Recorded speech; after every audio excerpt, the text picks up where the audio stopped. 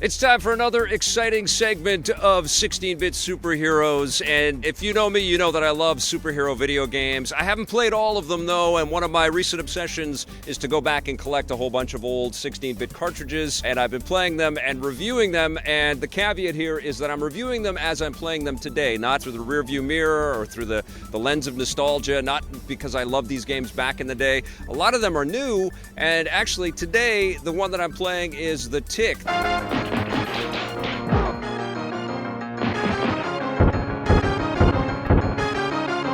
This came out in 1994. It was published by Fox Interactive. The developer, I believe, was Software Creations. I am a fan of The Tick, somewhat. I'm not a super fan. I don't know all of the details, but I've seen episodes of both of the live-action series. I've seen some of the cartoons. I met and interviewed Ben Edlund, who was the creator of The Tick, or is the creator of The Tick, way back at a Comic-Con from a year I can't remember, but he was a super nice guy. I've enjoyed the zaniness and the sense of humor around this property, and I thought it would translate quite well to the game, and I was pleasantly surprised by the graphic introduction.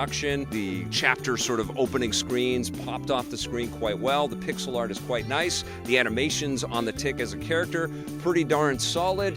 And then the repetition set in. You start off fighting ninjas, but you fight like black ninjas and white ninjas and green ninjas and blue ninjas, and it's just like repeat and rinse and repeat. You're doing that again and again and again. Sometimes you're jumping off rooftops and trying to avoid nunchucks and spears and shurikens and all kinds of things that are hurling at you. If you do happen to fall, you might go into what they're calling the little subplot areas where you're fighting some boss characters from the Tick lore. It was so repetitive right out of the get-go that it was kind of driving me insane. Even these little subplot boss fights, there wasn't much animation to the characters that you were fighting, and the Tick honestly only has a punch and a kick and a jump and a kick kind of, so you're just doing the same stuff over and over again. So I was beating up these subplot bosses. One of them had a chainsaw, I can't remember all their names, and it got stuck in an animation, and I was just pummeling this character. It didn't even move, and then it's dead, and then you're back up on the roof and you're avoiding obstacles trying to get to the edge.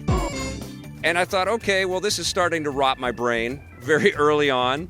And I was grinding through, playing it dry, trying to just see how far I could get with this. And I got to, I don't know, 5 or 6 levels of the same kind of routine.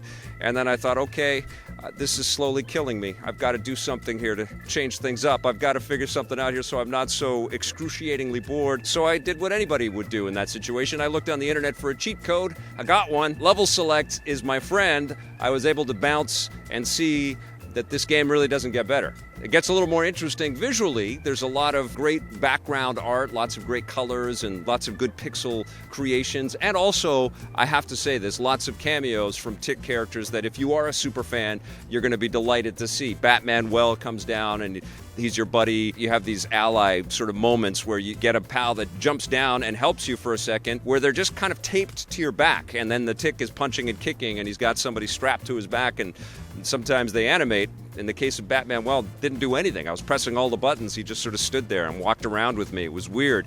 I had another ally character named Samurai Paul who did have a sword and was hacking and slashing at the different colored ninjas. I mean, it worked, but it was very weird. It wasn't like there was an autonomous AI creation buddy that was helping me out running around and doling out damage. But it's nice that there are these little cameos. There are these little characters. Every once in a while you see one of the Tick superheroes fall out of the sky and crash land on the rooftop or something. And you're going to be fighting, a lot of different palette-swapped clowns. You're going to be fighting these idea men, which look like robots in gangster suits. There are the occasional interesting bad guy boss fight situations, but for the most part, you are going to be pressing punch and kick and jump, and you're going to be fighting hordes and hordes and hordes of the same bad guys.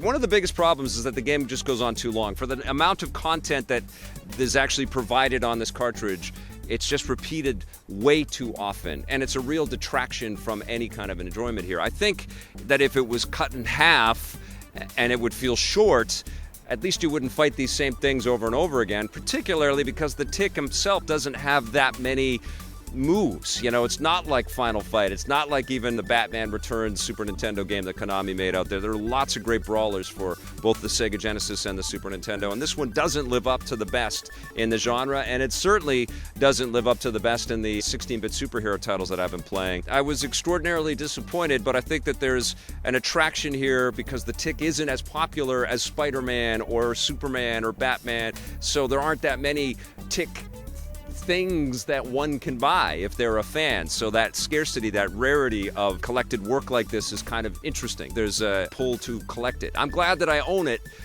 I doubt I'll ever play it again though, but I played it for you, and all I can say is thank God for cheat codes on the internet. I'm going to give the Tick a 3 out of 10.